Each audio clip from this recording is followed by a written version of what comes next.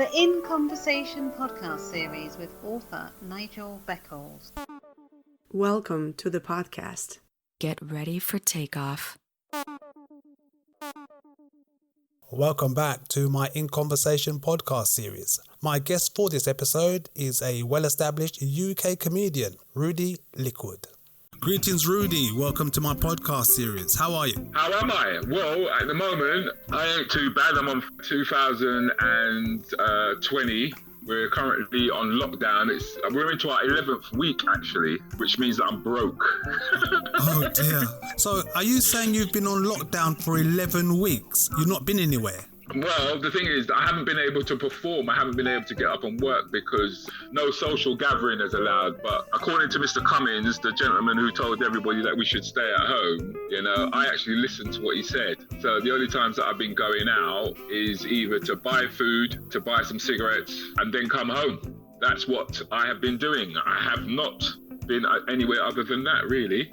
Many of us have been sticking to the rules. Unfortunately, Mr. Cummings assumed the rules did not apply to him. That always seems to be the politician's way, isn't it?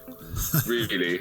I mean, that's what makes comedy so bright in my world. Well, talking about comedy, I wanted to find out a little bit about how you got interested in that. But before we go down there, where did you grow up and what was it like? I grew up in northwest London. My childhood was a happy one. That's why it's so weird to think that I ended up turning up being a comedian.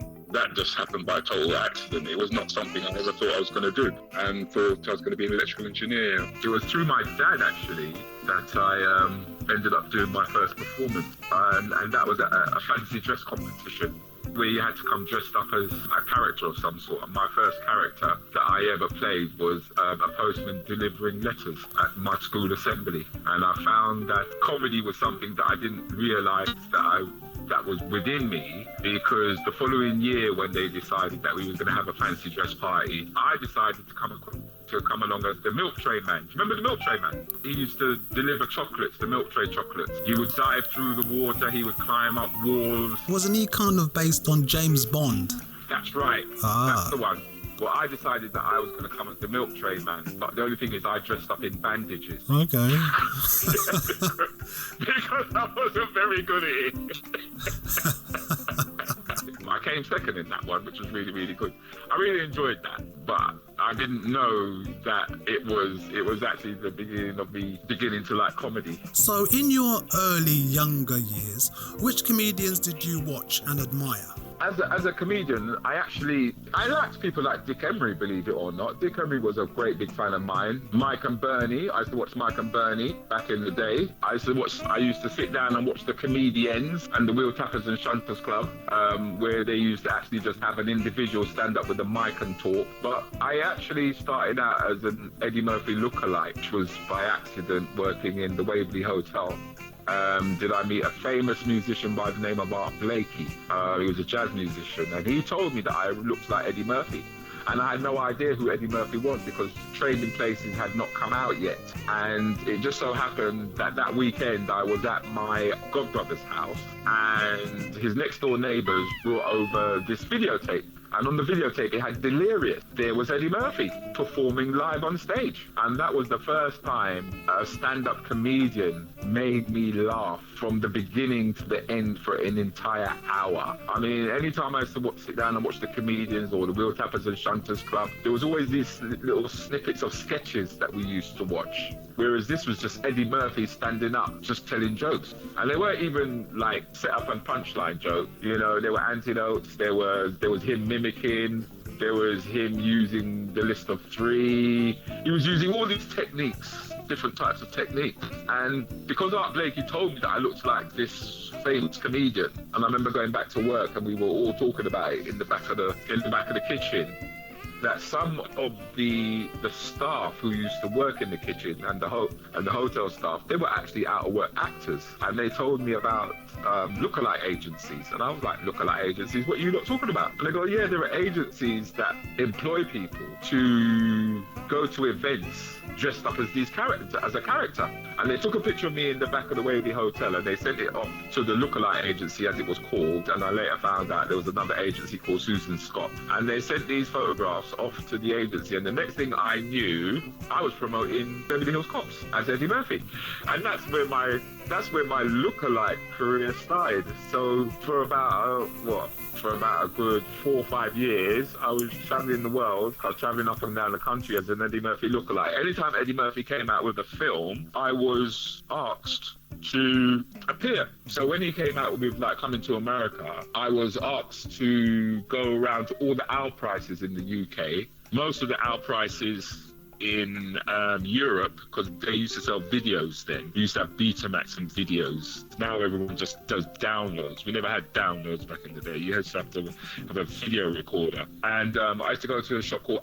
the Owl Prices, a shop by the name of Owl Price. I went to these shops and I would stand up and people would think that I looked like Eddie Murphy because they gave me the whole paraphernalia. They would give me bodyguards, they would give me women. I would turn up in a limousine and everything, and I would present myself as Eddie Murphy. Nobody was allowed to get next to me because the bodyguards would be keeping them away, and the stores would have like just queues of people just trying to get a glimpse of me. I would go into the shop and then I'd only hang around in the shop for maybe about 20 minutes or so. And then I would go back into the limousine and then drive off. And that's how, that's how Coming to America was promoted throughout the world. What do you think of the early black comedians in the UK, going back to the 1970s, like Charlie Williams? Well, if you're going to talk about black comedians in the 70s, there is only one to talk about. There are no others to talk about because Charlie was first. Charlie Williams was the first. Charlie Williams used to appear on the comedians that I mentioned earlier on. He was the only black stand-up comedian at the time. There was no other black stand-up comedian. I mean, there were entertainers, as in Kenny Lynch. Kenny Lynch was an entertainer, very entertaining, very humorous, but in terms of just a mic stand and an audience, Charlie Williams was the only one who used to do it. And the type of comedy that he did at the time was with reference to the time. So all the jokes were self-deprecating. It was all about, oh, the sun is out and I feel like I'm melting. It was the humor of its time, and I really respect that man for being able to stand up in what was known as working men's club, doing comedy to an audience that had no real respect for the black community that was invited over during the years of the Windrush. So Charlie Williams was the only one. We didn't really get another comedian until Lenny Henry appeared on New Faces. And when Lenny did appear on New Faces, it was a phenomenon to see a young black individual who could get up and do impressions of famous characters of the day.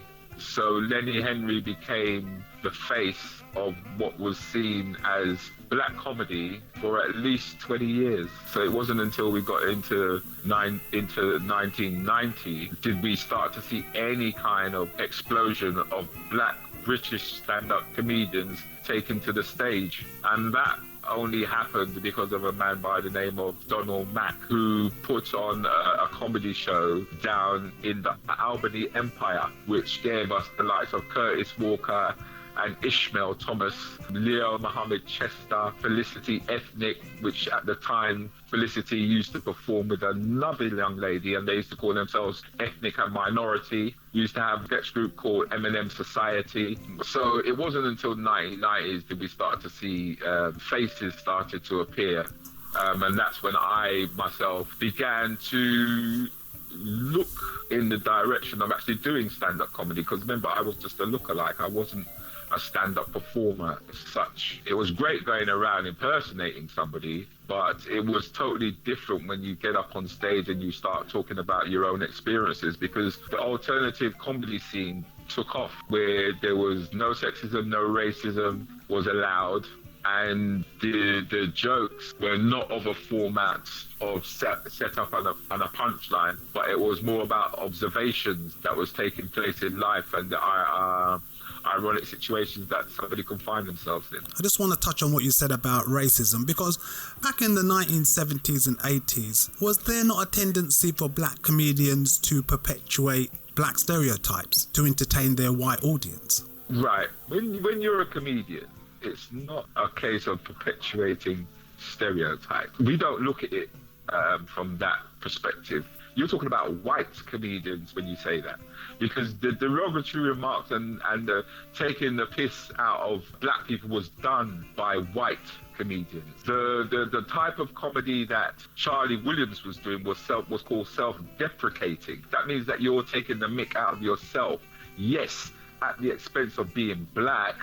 But the only reason why that came across that way was because there was only one stand-up comedian representing the whole of an entire community of people. I mean, when we used to sit down and watch Love Thy Neighbours, which would never be allowed on TV today, the biggest audiences were the black audiences.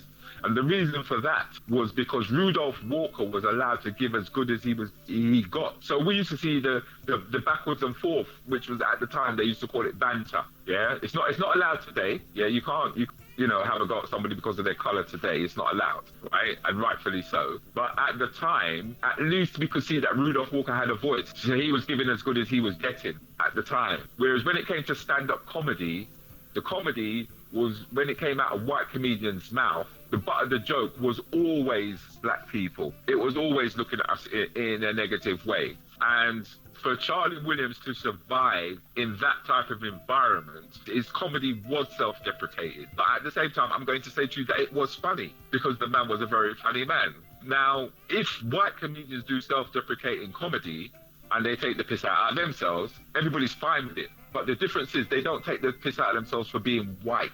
They take the piss out of themselves for being inept in some way or the other. Whereas we found that we tended to be on the butt of the joke because we were meant to be lazy, we were meant to have big lips, meant to have big bottom, all them kind of things. Whereas if we were talking that today, then we would start talking about them, how they ain't got no lips and how they do want to look like us. Yeah, and if they want to have big lips, then let me just punch in your mouth. Now you've got big lips, so we can give as good as we get. Whereas in the 70s, we had no voice.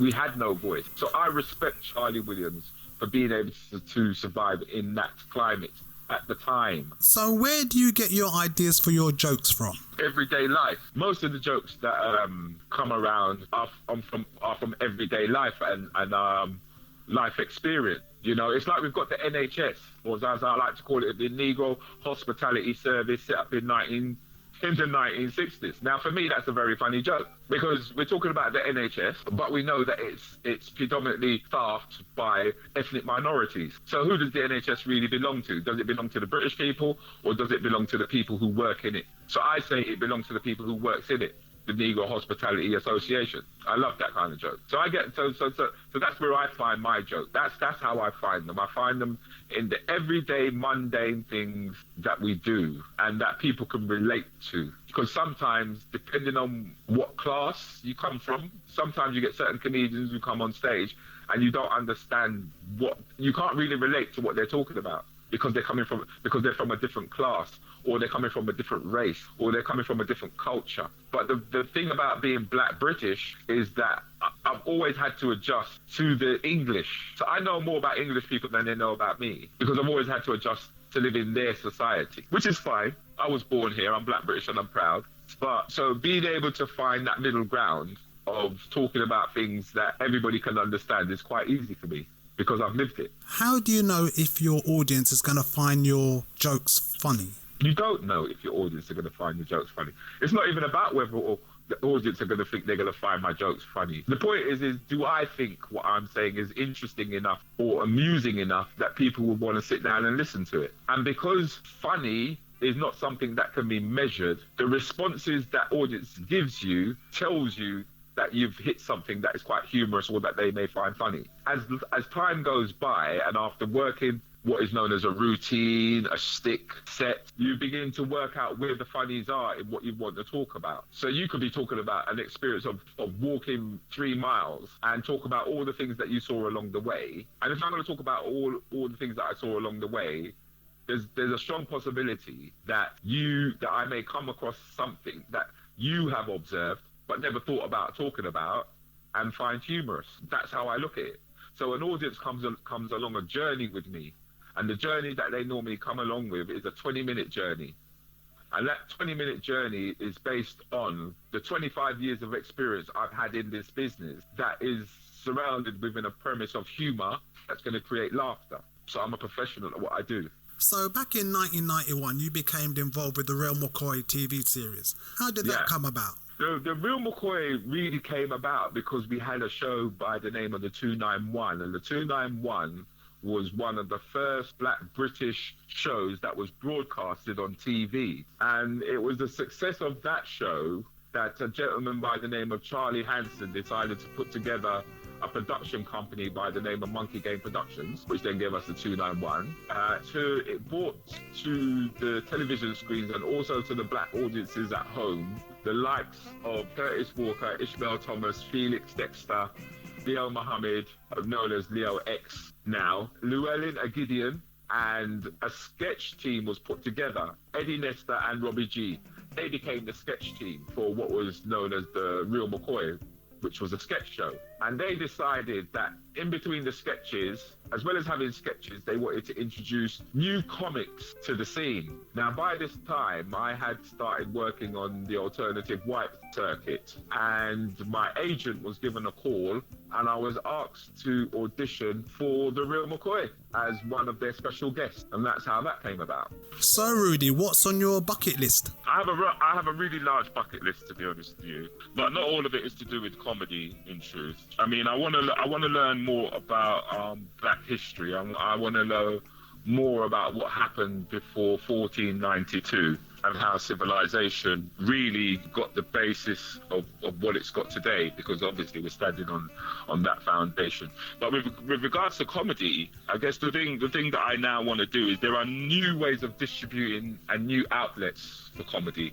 Before, we used to have to go to Scripps to the BBC and beg them to allow us to put our comedy on screen. But because this thing called the internet has exploded and there's all these different platforms that have come about, there's things like YouTube, there's Instagram, there's Facebook, individual comics can now create their own marketplace. And so I now have a show that's being produced by the Comedy Pit called Keeping It Real with Rudi Lickwood. And that's a show that I really wish to develop, where I invite my own guests and they can come onto platforms like Zoom, for example, and audiences now, because of this thing that we've got locked down in 2020, audiences are now starting to look to the internet for alternative means of entertainment. And they gravitate to comedians and personalities that they like, especially through their social media, i.e. Facebook, Instagram, etc. And they're prepared to pay a nominal fee to listen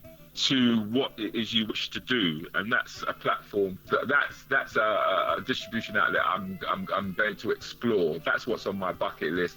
I'm also in the process actually of writing a book called The History of Black British Comedy. So when you asked me about Charlie Williams, and we started talking about Charlie, and then we got to Lenny Henry, and then we got to the Albany Empire, and we discovered Curtis Walker, and then through there we then started to have things like the Comedy School. I set up the Comedy School in 1994 with a gentleman by the name of Keith Palmer, which introduced most of the comedians that are working nationally in the UK today.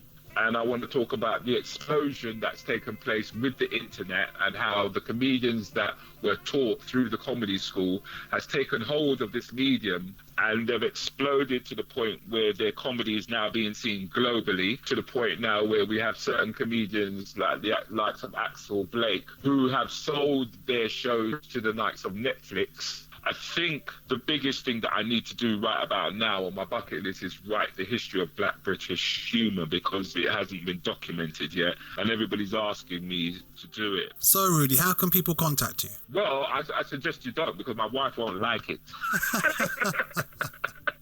All social media platforms. I mean, as a stand-up comedian, you are self-employed. And so because you're self-employed, you have to have your own shop front. So my shop front happens to be Rudi Lickwood. You put the name Rudi Lickwood into a browser, and you will find that my Facebook will come up. You will find that my Instagram will come up. You will find that my Twitter will come up. But if people are really interested in what Rudi Lickwood has to say, I have a show called Rudi Lickwood Bants. Rudi Lickwood Rants, not Bants, Rudi Lickwood Rants. And that is at 8:15 every morning. I talk about what has happened yesterday, or what happened last week, what's in the news, so to speak, or what's going on in my life, or what book I may have read. And I have an audience of people who are constantly questioning me about things, because it's quite an interactive morning that I have between 8:15 and 9:15. So people just jump onto my Facebook, really, and they'll find me straight away every morning, Monday through till Friday. And then on Monday evenings at 8:30 to 9:30 show, as I pointed out early on, called Keeping It Real with Rudi Lickwood. And that also airs on the internet, which people can find if they go to they put in www.comedypit.co.uk. They will find me there as well. And that's where I have my own guests. And my guests I could get personalities, I could get stars, etc. But I've decided that I want to talk to the everyday man that I come across and find out what their lives are about, and where's the humour in just having a conversation with them. So the show is really like In Conversation with Rudi Lickwood on a Monday night at 8:30. Well, Rudy, thank you very much for your time. Much appreciated. No problem, bruv. Thank you very much for having me.